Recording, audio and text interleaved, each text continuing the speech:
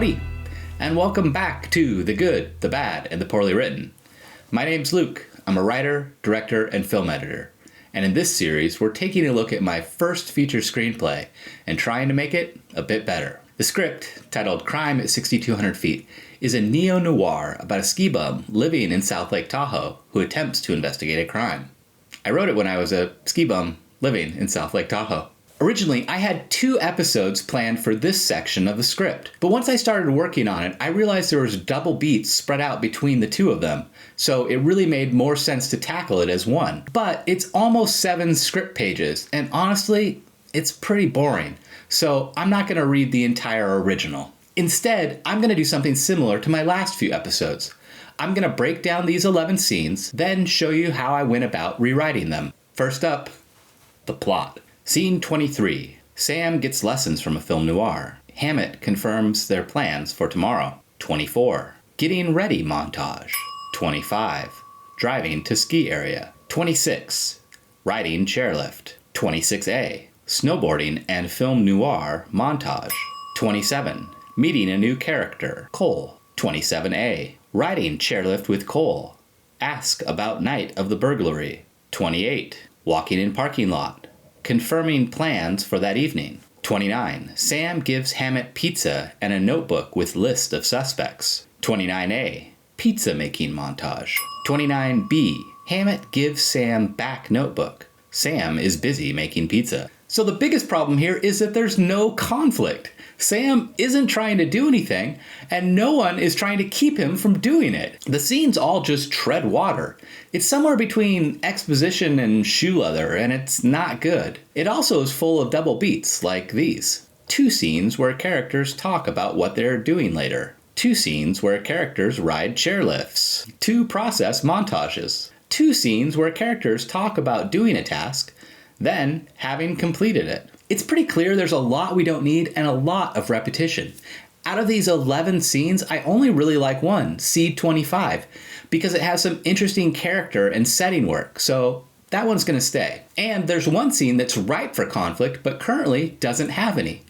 In the original Scene 27A, Sam asks Cole about Charlie's and the night of the burglary, and Cole just tells him a few things. But imagine if Sam wanted information from Cole and Cole didn't want to give it. It would be like, I don't know, an actual interrogation from a film noir movie, the sort of movie that young Luke was trying to write. Now that we have an idea of what scene is working and what scene needs added conflict, we can get to the business of combining or eliminating the remaining scenes. Scene 23. Sam gets lessons from a film noir. Hammett confirms tomorrow's plans. This scene has a couple of problems. First, it still has the underscore placeholder. Now, it's fine to have incomplete ideas in a draft of the script. I usually do mine in blue brackets so they really stand out. The next issue I have with 23 is they're just talking about what we're going to see in the next scenes. Finally, it doesn't fit in with the previous revised scenes, where Sam goes out and gets hammered with Charlie. So because of all of these, this scene is shredded. Scene 24, Getting Ready montage.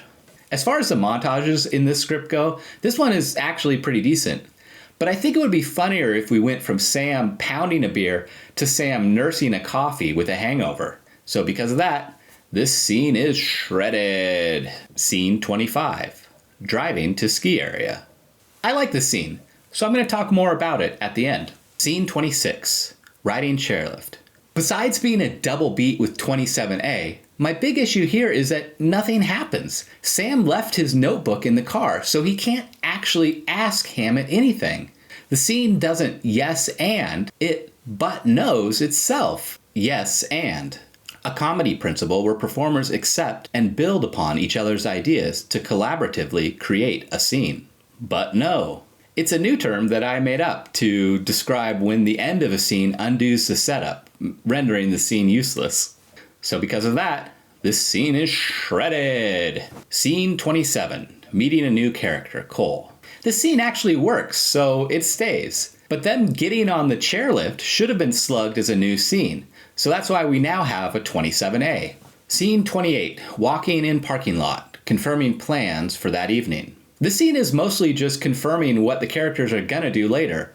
So I'm gonna take some of the dialogue, slap it onto the end of 27A, and then 28 is shredded. A good rule of thumb in writing and in film editing is to get into a scene as late as possible and then leave that scene as early as possible. Like if you were going to a concert, you wouldn't want to get there an hour before the music started, and you also wouldn't want to be stuck in traffic in the parking lot for an hour after the music ended. So carry that same energy to your writing and don't make your audience wait around for no reason. Scene 29. Sam gives Hammett pizza and a notebook with lists of suspects. 29A. Pizza making montage. 29B. Hammett gives Sam back notebook. Sam is busy making pizza.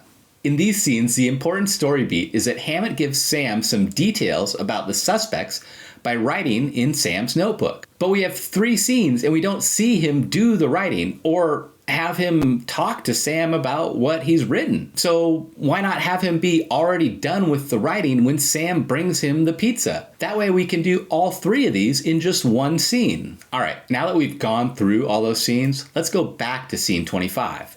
Here's the original. Scene 25. Interior, Hammett's car, on road to Kirkwood, morning. Hammett is driving and Sam sits shotgun. Music plays on the car's stereo. Sam slowly sips his coffee and looks out the window. Their car quickly approaches a slow-moving Tahoe. What the f***?